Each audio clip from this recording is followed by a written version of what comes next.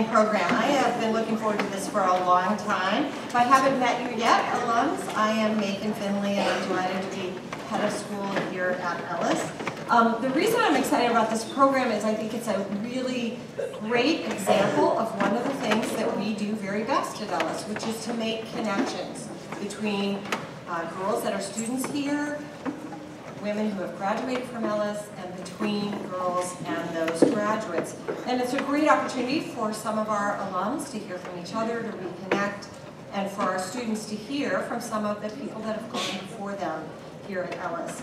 And today's panel, who you'll be meeting in a few moments, includes a group of women, each of whom in her own right is truly remarkable. I hope you'll enjoy hearing about the different paths they've taken. Some of you as students have heard me talk before about my personal view that zigzag paths, where you do different things along the way, are some of the most interesting and rewarding in one's life. And these folks have made really remarkable contributions in their own paths along the way. I think you'll agree that all of them have been real change makers, if you will, who left Ellis to make a significant and positive impact in whatever world they have operated in. And speaking of people that have made real impacts where they have operated, I want to introduce our moderator today, who is our own Bay Sullivan. Students, you know her as Miss Sullivan, and alums, you know her as a graduate of the class of 2002. We're delighted that she is our Director of Enrollment Management here at Ellis, which she does beautifully, and she's got about 10 years of experience in consulting with nonprofits, focusing particularly on independent schools and colleges. So I'm going to turn the program over to Bay, and I know we'll all enjoy it. Thank you.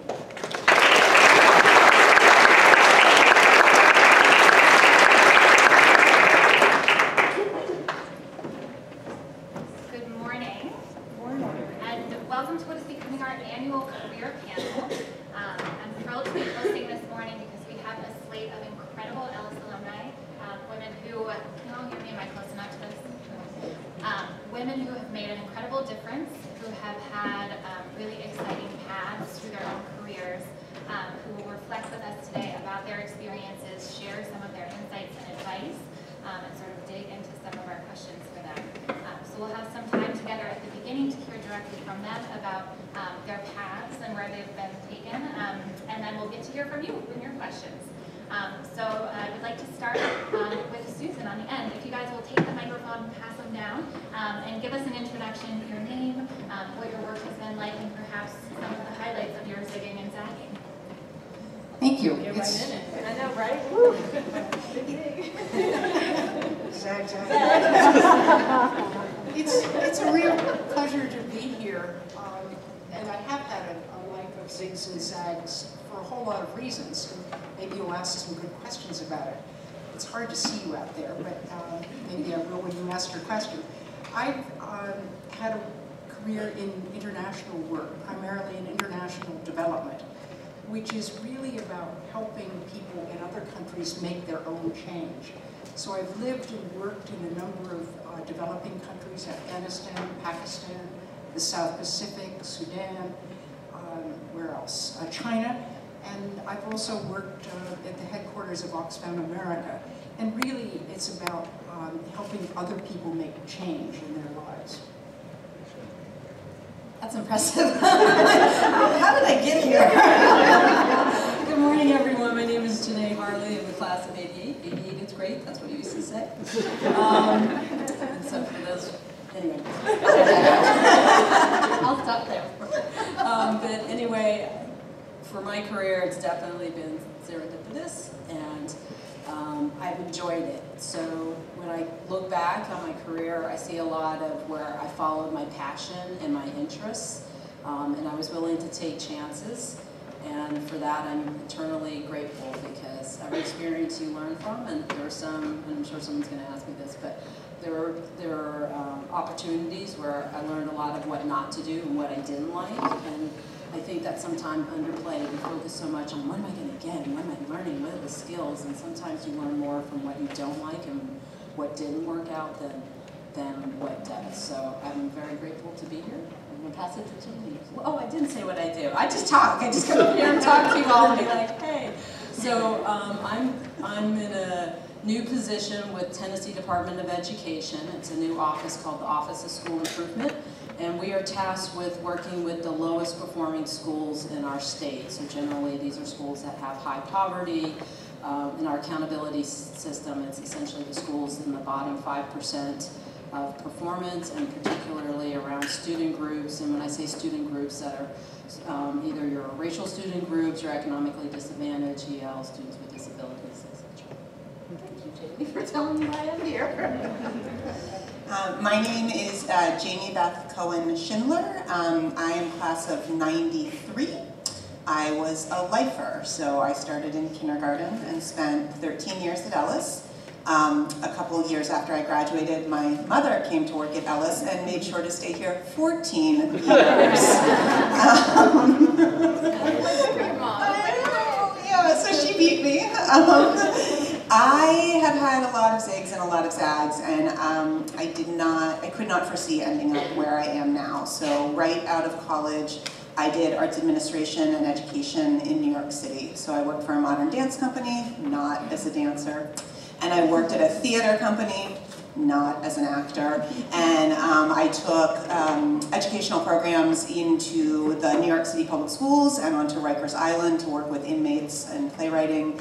And it was just my dream, and I had achieved it 5 years after I had graduated from college. And then I needed to make a change. And so I moved from arts administration education to educational administration and started working in the admissions and financial aid field at first in a graduate school and then in K-12 education. So I did a lot of similar things, ran a financial aid program at a private high school in California and worked in an admissions office at a private school in Lancaster, Pennsylvania. And really loved it and thought, wow, this is my dream career, and then needed to make a change. And so a year and a half ago, I stepped off my career path. I'm currently an administrative assistant at a school for higher education, which is not why I'm sitting here on the career panel. I'm here because I just recently signed a book deal for my first novel. So, wow, thank you. So while zigging,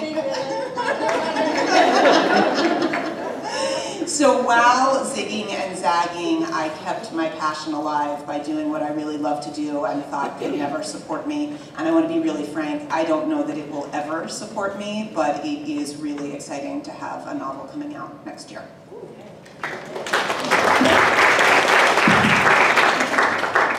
Good morning. So my name is Dara Mendez. While here at Ellis, I was known as Dara Hall. Mr. Gaddis gave me the name of Darita, and I also have the name Derry. So that's what I was known as here at Ellis. Class of 1998, and I'm currently an assistant professor of epidemiology in the Graduate School of Public Health at the University of Pittsburgh. So a lot of my work and research focuses on racial equity related to pregnancy, birth, and women's health outcomes.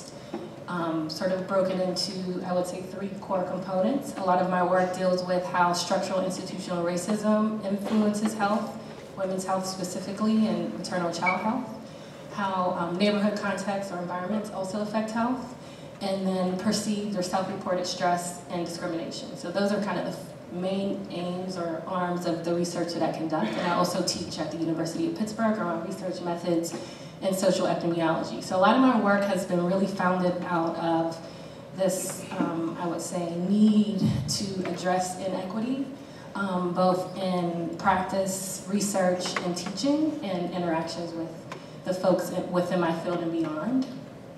Lots of zigs. When you said zig and zag, I said circle, because it's like almost coming back to full circle.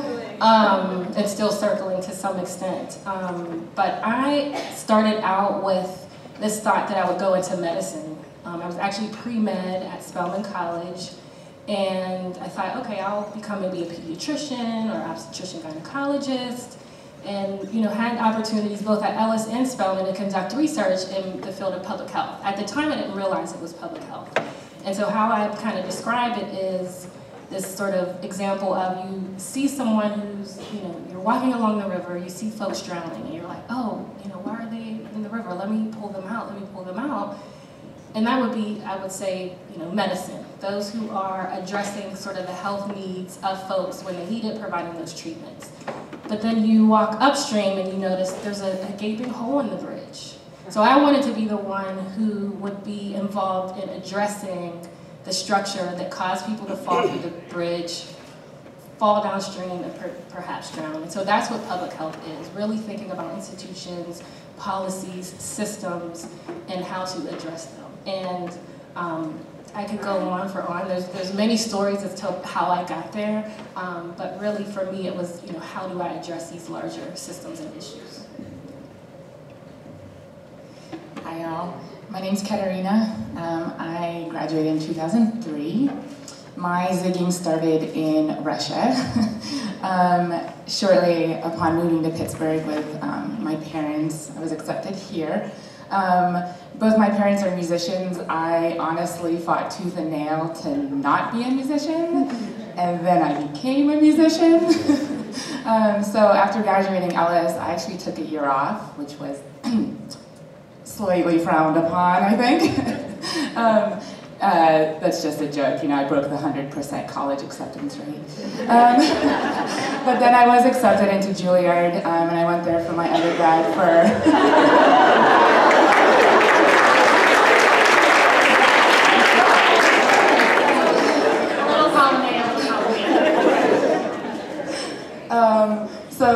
So I did my undergrad there, and then went to a bunch of other schools, University of Montreal, finished in Vienna, my master's, ended up living in Miami, working in an orchestra there, and really just kind of being all over the place. And while I was at Juilliard, I really fell in love with community engagement. And throughout my time kind of as a musician, I've traveled a bunch to work in underprivileged, underserved areas all over the world, really. And one of the biggest joys is getting to see somebody not only attracted to what you love to do, but also then to work with that person and with that community and see environments and people grow and change and give love and take love, and all of those beautiful things through an avenue that you believe in. And then upon realizing that I don't want to be a musician, I moved back to Pittsburgh, and now I'm enrolled in the Doctoral of Counseling Psychology program at Carlow. I'm an adjunct there, and maybe my specialization is in pediatric neuropsychology, did I say I'm an adjunct at Carlow? Yeah, so I'm teaching there as well, and still playing a lot. Yeah, here we are. Hi, I'm Kate. I graduated in 2008. So when I was a student at Ellis, I really wanted to be an archaeologist. So the classics, the Latin classes, art history, anthropology, those were all my passions. And as I got older, I became interested more in the world around me, and specifically sort of from the social anthropological side of things, in why violence and conflict exist. And so I moved more into the national security realm. And I think at each part of my journey, seems to be the theme here, I really stopped and assessed what I liked about that thing that I was doing and what I didn't like, and tried to focus on finding the next opportunity based on the things that you like. And it's not always the stuff that you think it's going to be. It's, in fact, most of the time, the complete opposite. So from there, I started going back into what my original passions were, and that's how I ended up in my current job, which is investigating antiquities trafficking for the Manhattan District Attorney. Thanks. Yeah, I think that finding that thing that I really liked was making the world a safer place, making it a better place, and one that's inclusive and prioritizes its heritage and its culture in a really meaningful way. So it's been an interesting path, but it's really cool work, so I'm happy I ended up there. Well, thank you all for joining us. I think it's very cool to see the many different directions that all of you have taken, the accomplishments you've achieved, and I think that it's very cool that the thing you have in common is Ellis. And so we've been talking a lot here about sort of there being no one way to be a girl, and thinking about how to bring our whole selves to school. It sounds like you all bring your whole selves to your work. And I picked up on a word that many of you used, and I'm hoping we can dig into a little further. So some of you talked about passion, and many of you have talked about zigging and zagging. So I'm thinking back to what I felt like when I was in high school here at Ellis, and having that sort of grave feeling of needing to have it all figured out and know where I was going to go to school and know exactly what I was going to do, and this sort of looming need to figure out my passion. I'm one of those people who maybe doesn't have a passion in the traditional sense.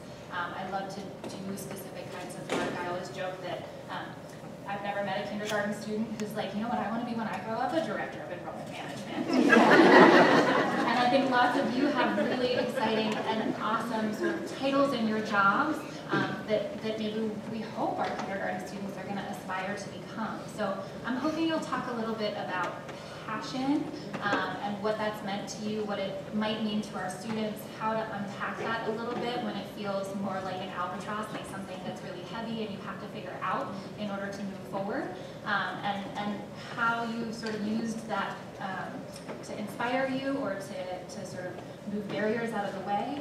I'm interested in hearing a little bit more about that path for all of you. I think being a musician, I was met a lot of times with like, you're so lucky you get to act out your passion as your job. And I think that may apply across the arts in general. And I would always kind of have this like simultaneous agreement with that statement, but then also people don't necessarily realize the amount of work that goes behind living your passion. So I almost felt like I was almost secondary to my passion, if that makes sense. That like this thing existed and then I had to achieve that thing. When really the passion comes from knowing, finding out, I don't know if we ever really know who we are, but living yourself every single day. Your passion's gonna change, your interests are gonna change, the people you're around are gonna change.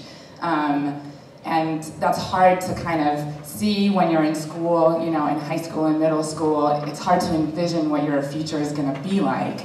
But if you really turn kind of that lens inwards instead of outwards, and try to engage in things that really just speak to you. It can be without running, it can be, you know, science, it can be certain clubs, certain organizations.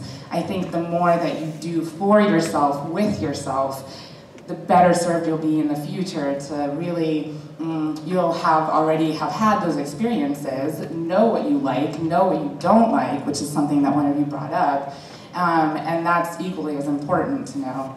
And so from that place of like, kind of yourself, I guess, from a place of knowing what you are, who you are, then you can pursue these other things that come up and that really interest you at the end of the day. So on that note too, I mean, when we look back at Ellis, I think one of the most remarkable things about it as a place to grow up and to be young and to learn was that, you know, I was not a science and math kid at all. Very, very bad student. But that was okay because, you know, I was good at Latin and I was good at art history and I was good at all sorts of other things.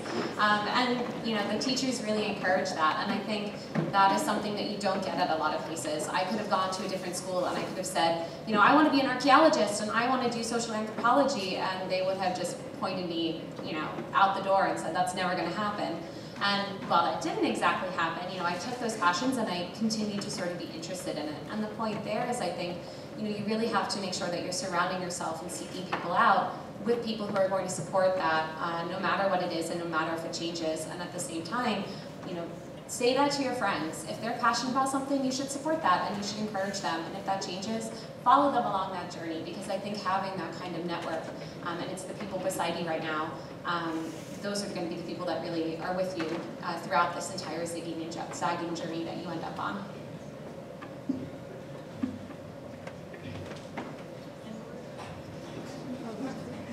So I would say my examples have been a lot of tuning into what I like, but also what I don't like. There's things that I would say I was good at, but then in the end I didn't really like. So I started out, kind of mentioned, you know, I'm in public health now, and there was sort of a journey to get there. And so I started out pre-med, biology major in undergrad. Did really well, but I didn't like being in the lab. And for me, I needed to interact with people. It's like, I want to use this science, I want to use this knowledge, gain expertise in this area, but I don't see myself working in the lab for my career. That's just not me. I'm excelling at it. I ended up changing my major. I stayed pre-med because I thought, oh, I'll do something in health. Added an element of public health, but I changed my major actually to sociology and anthropology because I was really interested in thinking about community and how that affected, or kind of how that intersected with health. And so it was a lot of, okay, I don't like this, but maybe I'll try that. Let me be exposed to this, and just really being open and being tuned in. I still kind of was like, oh, maybe I do want to do medicine. Maybe I want to kind of move forward with it. Let me try a few things. So I was part of a health staff assistant program. Basically what that meant is I shadowed all the interns, general med docs, general med docs and residents at Grady Hospital in Atlanta, which is a public hospital. So I saw, you know, all kinds of patients, myriad of health issues, and I was like, you know what? I don't know if this is for me. So one day I saw a patient that had a bowel obstruction. There was another patient who overdosed, and we were attempting to put an IV in her arm with the internist. There are a couple other things that happened, and I like almost passed out. I had my white coat on, just like I'm not a physician, obviously. Almost passed out. And the other internists are looking at me, and then the patients in the waiting room see me, and they're like, doctor, you know, I'm like, no, I'm not a doctor. I'm like, okay, this is just not for me. I can't see fluids, I thought I could like make myself and force myself into something that, you know, maybe I had this vision I would do, but this is just not working. Then, you know, fast forward maybe that next school year, next school year in college, I was working in actually a summer research program that really, really opened up the opportunity of learning about children's health. I worked with a scientist who was doing work around autistic spectrum disorder, or children with autistic spectrum disorder, and that really gave me the opportunity to learn more about children's health, and I think elevated my passion for looking at the environment and how that influences health. Well, I had taken the MCAT before I went to Jamaica, and I said, you know what, I'm just going to do it. The MCAT is the exam you take to prepare to go to medical school. So so my mom, you know, she's back home, she gets the results, and she calls me, and she's like, oh, you know, your results are here. I'm like, okay, so I'm nervous, but then I'm like, oh, I don't know if I want to go to medicine. I took the test anyway. So she opens it up, and she's like, so is this one section of your score, or all three? I said, well, what is the score? She's like, 18. I'm like, ooh. So you have to get like 9 per section, so 18 out of 27. So I was like, yeah, okay, the writing's on the wall for me. I don't think this is really what I want to do in terms of moving forward with medicine. And then, long story short, I pursued public health, went and did a master's in public health and then PhD. And for me, really kind of sitting on what are the things that speak to me, the things that I don't like, or at least trying to discover those things if I didn't know them. So I'm picking up on a handful of threads that are coming through here. I think it's important to notice that you guys have talked a lot about sort of the quality of what you do all day and sort of the vision for what you think that's going to be like. So, you know, fluids and all, and sort of getting some practice in what the dailiness of your work is, and sort of sorting out the potential difference between sort of overarching passion and what you really like to do with your time all day. So I think that that's a really sort of helpful and actionable idea for our students. I want to invite the other half of our panel to talk a little bit about mentorship. So we've heard a lot about the work that you've done. I'm interested in hearing about the people that you've done it with. So can you talk a little bit about what a mentor is, maybe how you go about getting one or being one, and what that role can do for you over the course of your career? Wait a minute. I got tons of passion. I got no mentors. Okay. I'm mentoring Jamie. Please. had a lot of, I have a lot of mentors over the years, and when they asked this question, my first realization is a lot of my mentors did not come with that title, right? They didn't come and say, Janae, I am going to be your mentor for the next 6 months, and I know you're going to be put through HE double hockey sticks, but it's okay, you will get through. Like, that didn't happen. And so, to me, a mentor is anybody who's willing to give you their time and their energy to help you grow, right? So for me, it started with my parents and my sister and my immediate and extended family. When I was at Ellis, I had a couple of teachers who were my mentors, and I loved to hear, they was telling us how you guys have an organized advisor. Right? So when I was here, it was informal. You just kind of went to that teacher and it was like, oh my God, I don't believe it happened today. And I'm sure she laughed because it's, right, when I look back on that stuff, I'm like, really, was that the drama? Okay. But I had teachers, and then later on, adults that I met through different ways. And so the two that I think had the biggest impact in my life were ones that, one I met through my first job out of college, and the other one was more of a spiritual one, but they both helped me grow spiritually.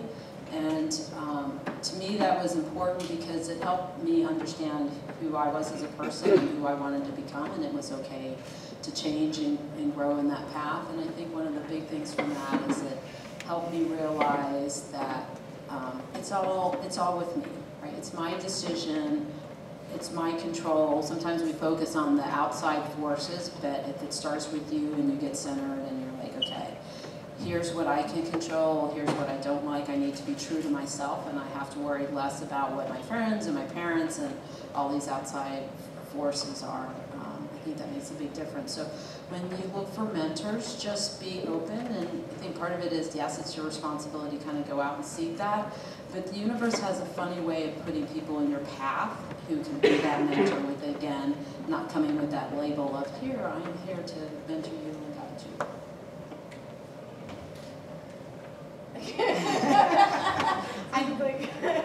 I'm sad to leave the question of passion behind. Me too. We're We can go on back to passion. If you guys were ruminating on that and you have things to offer, please, by all means. I'll just say one thing. I think passion is what gives meaning to your life. And life can buffet you about. It can also be serendipitous and give you opportunities. But don't ever lose what it is that gives meaning to your life.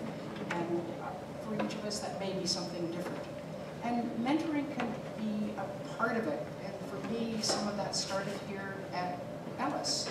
I was a scholarship student here and a scholarship student when I went to college. I left Ellis a long time ago. I'm very old.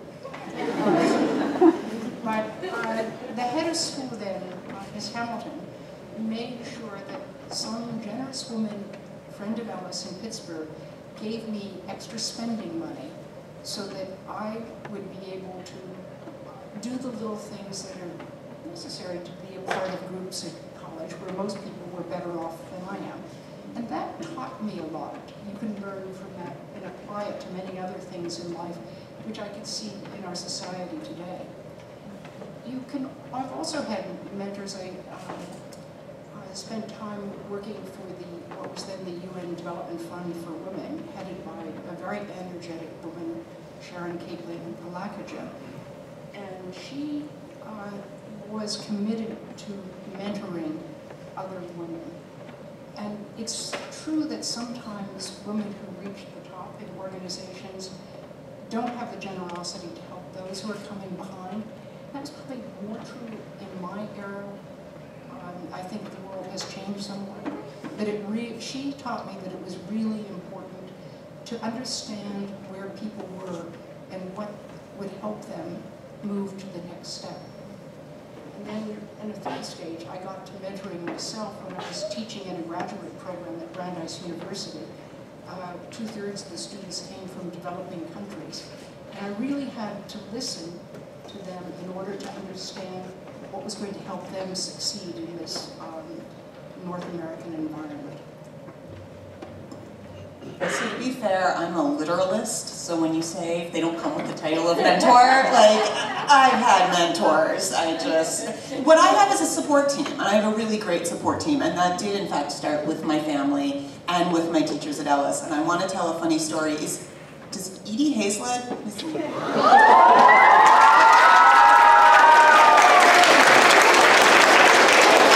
I might cry, she might cry, we're gonna see how this goes.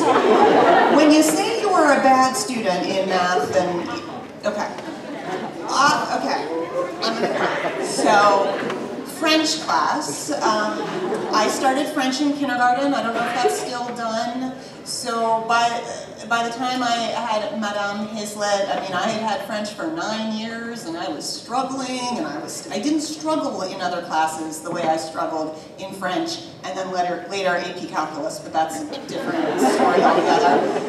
And so my memories of this truly lovely woman are basically all panic and anxiety.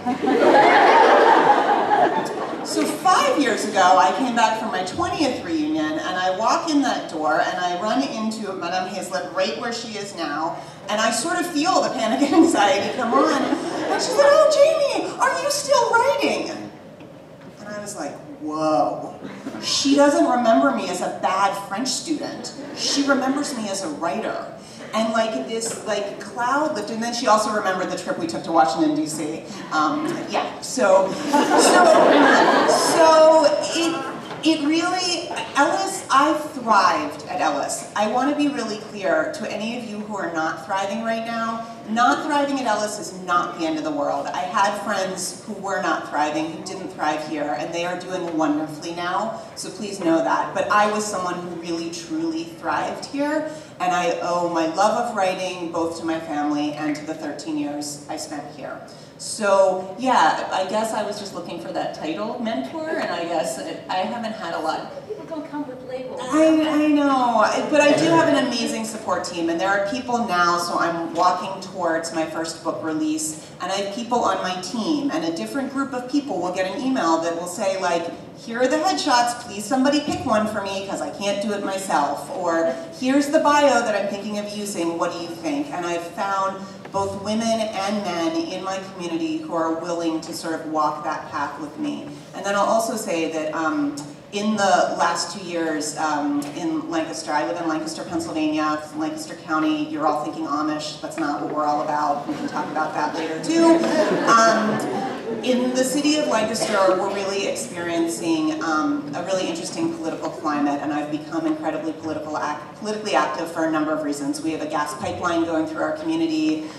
We have an incredibly amazing progressive woman candidate who's running for Congress right now, and I have found all of my friends in Lancaster are 26 years old, so that makes me really old in comparison to them, but for some reason everyone I meet is 26, and they are actually mentoring me in my social justice work and the action that I've been able to do, but we're all sort of walking that walk together. So I like the word struggle. I'm going to just put that in the back of my Here mind. it comes, now it's coming. So when I, like all of our students, got to catch up with your bios, the background that you shared with us when you did your spotlights, you all are very adventurous people. You've taken these bold, brave leaps in lots of really different directions.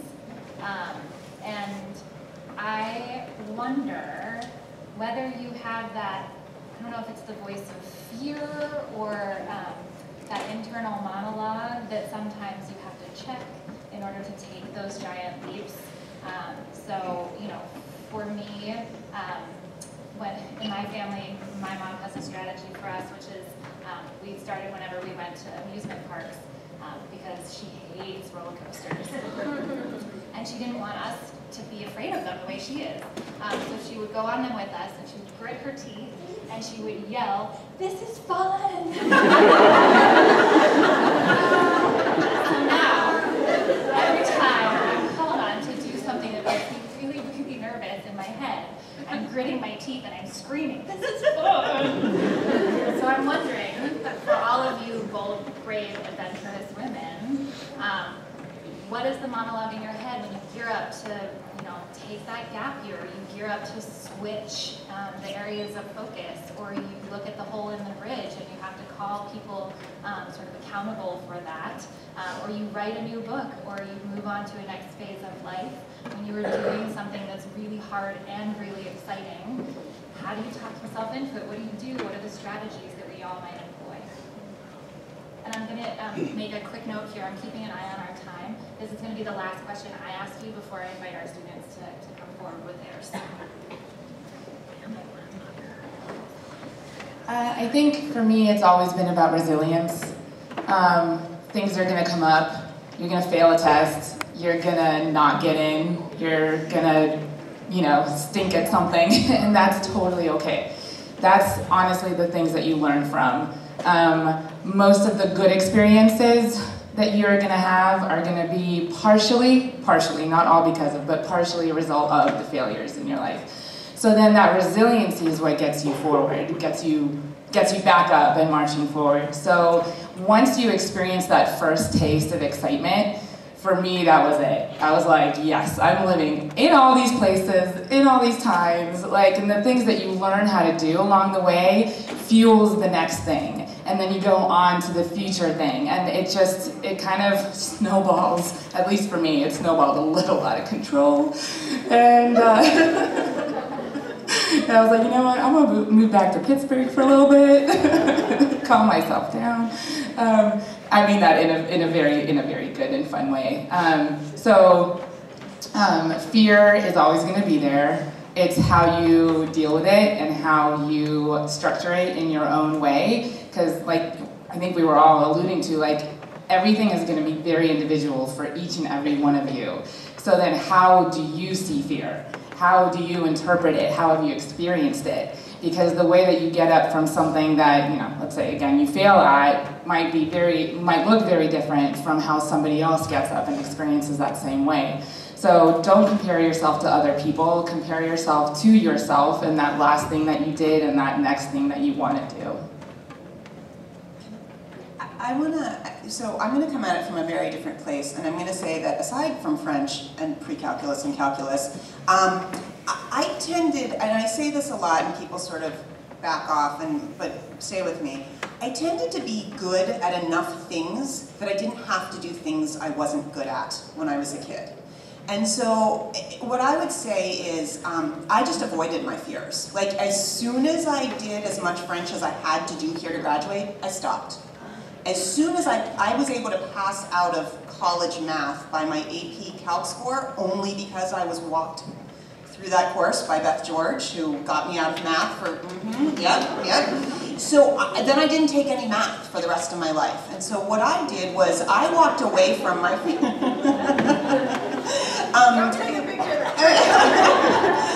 So Sakina over there is laughing. At Sakina's wedding, I said to the table of women who all went to Ellis, I never was very active before, and Emma, who we graduated with, who had been with me since preschool, said, we know, we were in gym class with you.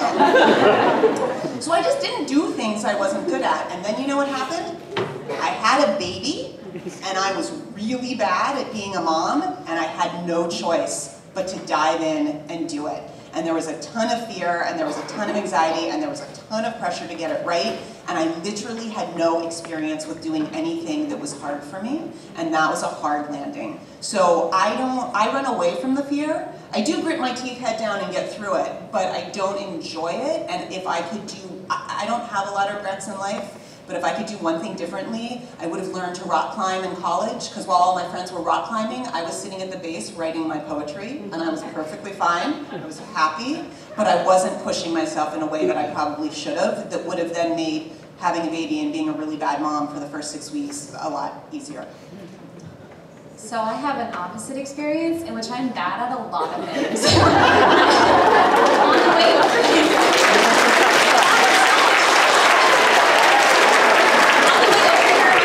driving and he kept being like, which way do we go? And I'm like, left, and I point right, and he's like, that's not right, I can't count, I can't do so much stuff. I'm like, that's okay, because at this point I think, I'm bad at so many things, but hey, at this point in my life, this is who I am. I'm going to suck at a lot of stuff, and I'm just really going to settle into myself, so I'm not going to change. And I'm going to change in the bad ways, but you know what I mean, I'm not.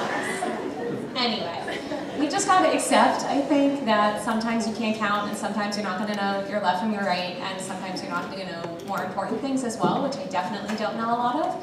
And it's okay to be bad at stuff. And for me, it was never hard to take the big leaps. That was really easy for me. The big new adventures, moving, going to other countries, that was easy because that was fun and adventurous, and I didn't have a problem with that. What's harder for me are those little things. Every single day, I think that's harder. You know, you mentioned the word resilient, and I think that's one of my favorite words because especially as you know, enter the workforce and you experience sexism and a lot of difficult issues that you are sort of sheltered from in a lot of ways at Ellis, it's really hard. And I think getting out of bed every day and going to work in a male-dominated field, that was hard, and that took resilience, and that took, you know, a lot of bravery, I think. And so it's not the big leaps, but all of those little moments in between. So just accept that you're bad at some stuff and keep pushing through, because it gets better. Ish.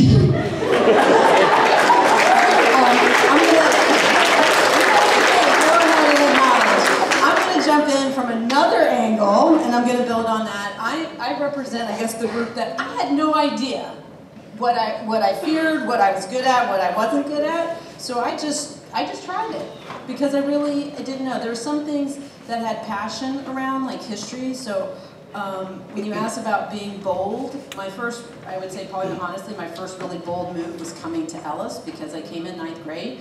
I came in the middle of the semester. In fact, I think I started October like 14th or 15th, which I think is kind of really ironic, but no, it was not. I know it's close to today, and I appreciate that, but I came here and I was overwhelmed, and so I could have said, like, I'm in my fear, I can't do this, I need to quit, but I did want to come here, and I can get into why, because there was some cool stuff going on with that in my old high school, but I was willing to try, and I think that's one of the things that Ellis encourages here and supports you, right? So if you don't know what I'm good at or what I fear, the way I would tell you is just try, because there's going to be something deep inside you, like your own inner voice that tells you yes. And there's a lot of times when we don't listen to that voice because we're hearing everybody else, or you're right. My woman that I was telling you about is like Janae. She would say, you need to get out of your head and get into your heart, because your heart will tell you. So, right, just get in there and learn and try. But what I found out with things when I was just being bold and trying, a lot of times there was somebody there, again, that was there to support. So when I started here, I was really struggling for Miss Greco when we were in English, and she's like, well, we write theses, and I was like, the whatises? I was doing book reports, what?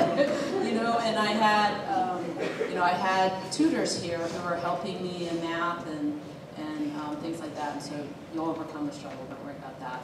But again, I think it's just a matter of there's always somebody that's going to support you, and I strongly believe Ellis gives you that place of safety and somebody that's supporting you, so even if you're struggling, they will be there. And this is where I go back to that mentor doesn't necessarily come with the label, because I did have people who are, doesn't come with the label, but there are people who will be there and help you and support you. And mostly, I think that came from a place is they've been where you are, right? I've had mentors who were, you know, once I was helping me go through it, they're like, oh, honey girl, yeah, we went through that, and, you know, 20 years ago or 15 years ago. So I think a lot of people will just see, I've been there. I was that person. I was Sarah. I was Deborah, you know, whoever. And I'm going to help them just make that a little bit better. So, Dara and Susan, I'm going to invite you to respond, and then I want to make sure we have time for questions. Okay, I will be brief, but I'd like to second what you say. And I think the important thing is you will run into hard spots. You will be rejected for something. You will meet sexism. You will meet other things. But don't look back. Look forward. Redefine the problem you're facing, and always look forward. And I think that going to Ellis and I went to Women's College when I went in, it instilled me the belief that I could do it. I was going to say, thank God for all girls' education. I've heard that. And I Spelman College, which was also all women's. And I was the Bryn Mawr. So just the power of those environments. I guess the only thing I would kind of reiterate is getting back to that heart space. And I'm even in that space now as an adult. And you know, as a professor, intellectual, I'm here, but how do I bring that here in terms of what I'll do next, whether or not I'll be in this environment or continue to be in an environment, how I'll respond to things, what makes me be able to thrive or do well, because you'll meet those challenges. So I think for me, it's really coming back to that heart space and really being tuned in. Some of the tools that I use are journaling, very simple, like what are my emotions, how am I feeling about this, what do I want from this, even if it's not an extreme situation. I think it's really helpful that, you know, to be able to check in with yourself as you go through each of those different, you know, experiences or stages. So that's what I would have. We have some time to hear from you, so I can see absolutely nothing. Dr. Parsons, maybe you can help encourage our students to come forward. If you have a question to ask our panelists, we have microphones set up at the front, so you can stand up and come on in. Okay, see a question right here. Can you hear me? Yes. Let everybody in the back know. Always about the people Lean in into the the back. clear about the microphone.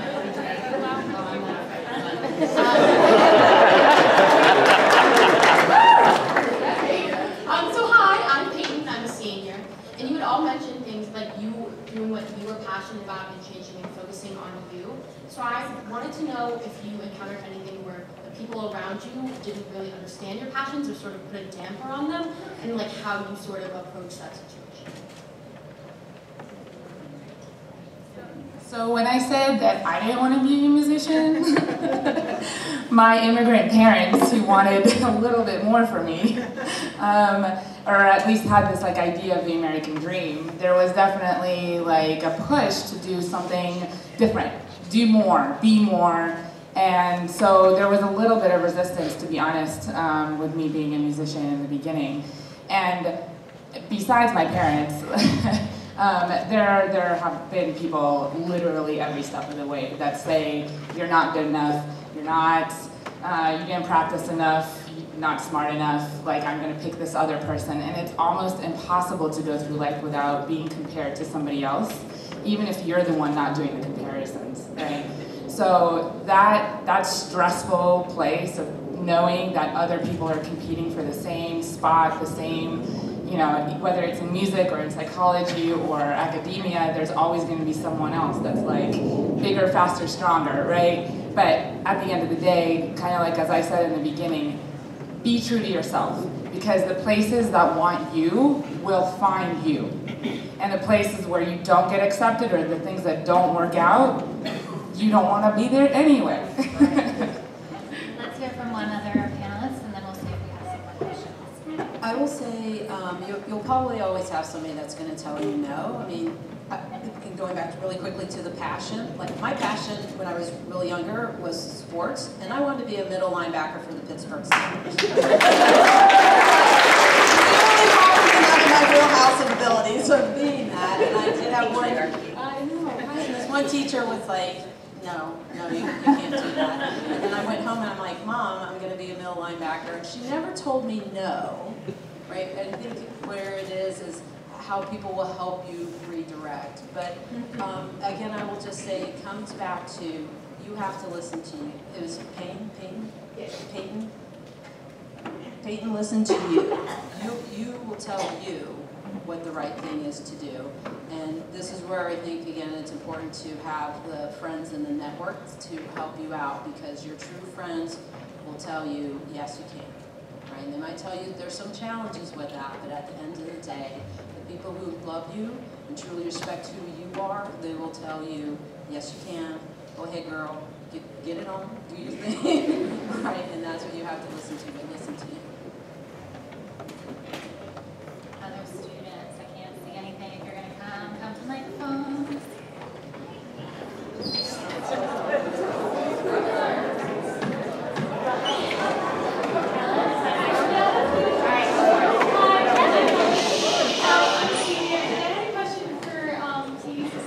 So you're actually doing right now the use of your past and what I want to do. So what has it been like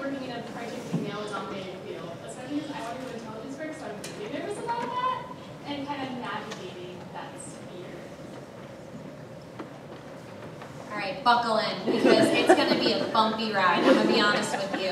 The men are out there. They're a lot of work. Talking about the question on do you hear no? Yeah, I did from them every day, all the time. So just fight back. You don't have to listen to them. It's going to be tough, and I think that's where that idea of resilience comes back in, because I think you really have to have, sadly, a very strong backbone to do that field of work, because it's tough and it's really, really easy to get discouraged. So just wake up every morning and get ready for a fight, because I think, Ellis prepares you well for it. I think it sets you up to be a resilient, person that can go in there and can hold your own. But it's not easy, and I know that's the worst answer. I wish I could just be, oh yeah, it's going to be great, and you're going to get out there and you're going to change the world. I do think that you will, but it takes a lot of hard work. So just hang in there, everybody. That was the most depressing answer. Find your people. Yes. Find your people. That's a great point. Find the other women. Find the people that are going through the same experience as you, because those are the ones that are going to have your back. And at the end of the day, when all of those old white men retire, you're going to be in charge.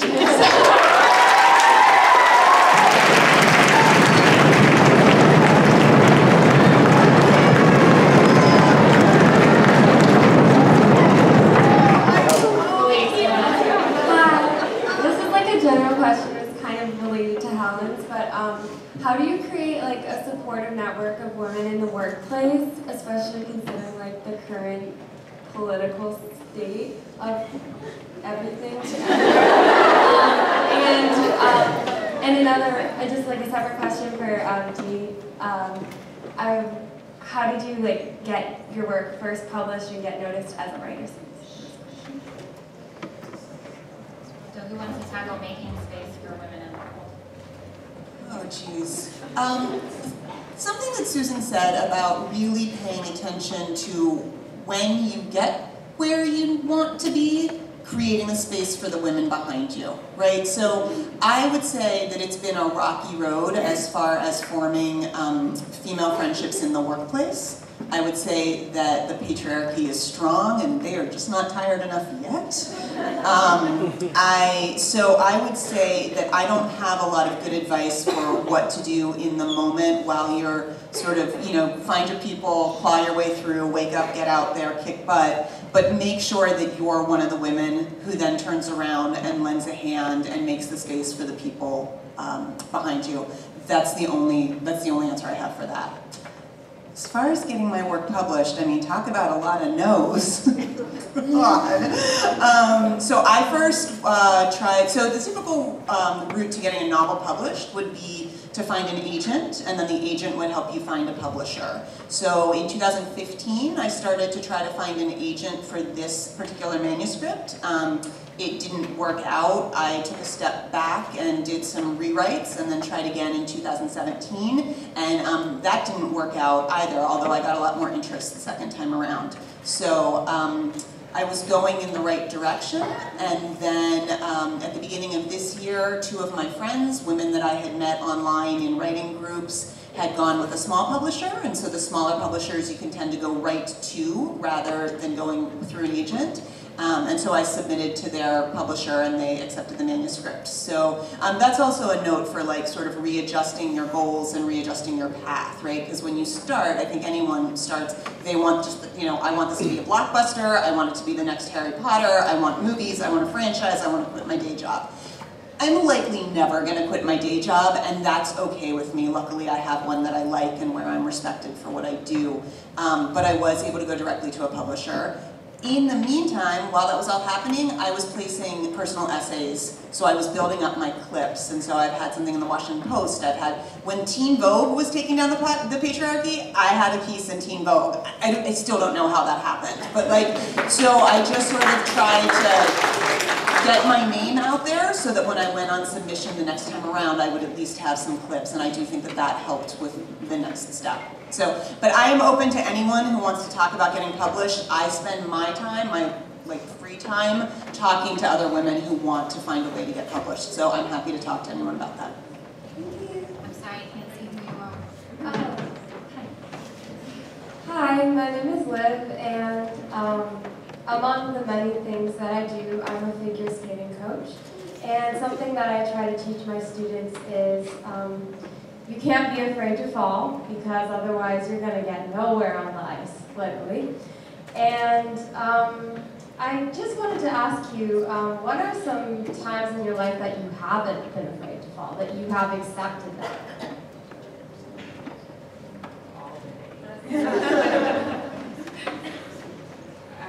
I just joke when you said all the days. Literally, like, there are big falls and there are little falls, like you were just saying. Like, some days you're just gonna not feel like getting on that ice, and then the next day, for some reason, you feel all, you know, nimbly-bimbly and you're ready to go. So yeah, literally, like, I think it's maybe an action of will. Like, you either will or you won't. And at the end of the day, that resilience, that preparation, that passion, all these things scaffolded together, you either go or you don't. And that's, yeah. I think we have time for one, maybe two more.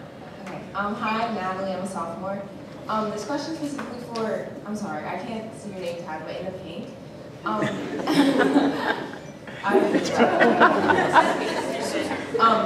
So how did like going to like developing countries and like staying there for a while, how did it like impact how whenever you came back to like the US and like our political climate, like how did it change your outlook? That question could take hours to answer. But let me give you a few stories. We lived in developing countries, which gave us an opportunity to interact with people, to understand local conditions for over a long period of time. We also raised our children in developing countries, which gave them an insight. We took them on field travel that we did. For example, the story I like is my husband took our daughter to the northern areas of Pakistan, and he was not allowed to enter the girls' school that UNDP was financing. So he sent his daughter in, his 13-year-old daughter, and she observed what was going on and came back and told him that they weren't really reading, they were just reciting from the textbook. She went on to have a career in education. I think that when our children came, and I'm speaking through them rather than through me first, came back to the United States, they had trouble integrating with their classmates because their classmates in high school were interested in who's my date next weekend or what's the football team doing.